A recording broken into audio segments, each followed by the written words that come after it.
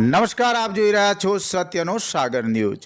વૃક્ષો ધરતીના લીલા શણગાર છે, જે પ્રકૃતિનું સંતુલન જાળવી રાખે છે અને જીવન સૃષ્ટિને પોષણ આપે છે। આવા પવિત્ર વૃક્ષોનું મહત્વ સમજાવવા અને પર્યાવરણ સંરક્ષણનો સંદેશો ફેલાવવાના ઉમદા હેતુથી ગુજરાત પ્રવાસન નિગમ ગાંધીનગર દ્વારા વિશ્વ પર્યાવરણ દિવસની ભવ્ય ઉજવણી કરવામાં આવી।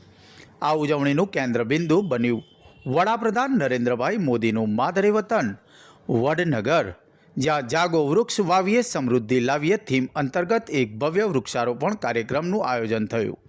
આ કાર્યક્રમ માત્ર વૃક્ષો વાવવાનો ન હતો, પરંતુ તે એક સંકલ્પ હતો, એક આશા હતી। પર્યાવરણના જતન દ્વારા ઉજ્જવળ ભવિષ્ય નિર્માણ કરવાનો આ પ્રેરક પ્રસંગે વડાપ્રધાનના બંધુ અને સમાજ સેવામાં હરહંમેશ અગ્રેસર એવા સોમાભાઈ મોદી વિશેષ રૂપે ઉપસ્થિત રહ્યા હતા। તેમની હાજરીએ આ કાર્યક્રમને વધુ ગૌરવવંતો બનાવ્યો હતો અને ઉપસ્થિત સૌને પર્યાવરણ સંરક્ષણ માટે પ્રેરણા પૂરી પાડી હતી।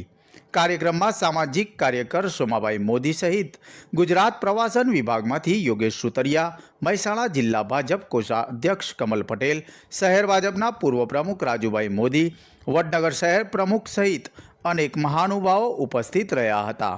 વડનગરની ધરતી પર રોપાયેલા એક એક રોપા જાણે કે આવનારી પેઢી માટે સમૃદ્ધિ અને સ્વચ્છ વાતાવરણનું વચન આપી રહ્યા હતા। ગુજરાત પ્રવાસન નિગમે પર્યાવરણ જાગૃતિનો જે દીપ પ્રગટાવ્યો છે, નિશ્ચિતપણે ભવિષ્યમાં હરિયાળા અને સ્વસ્થ ગુજરાતના નિર્માણ માટે માર્ગદર્શક બની રહેશે। વૃક્ષારોપણ એ માત્ર એક પ્રવૃત્તિ નથી, તે જીવનશૈલી પણ છે।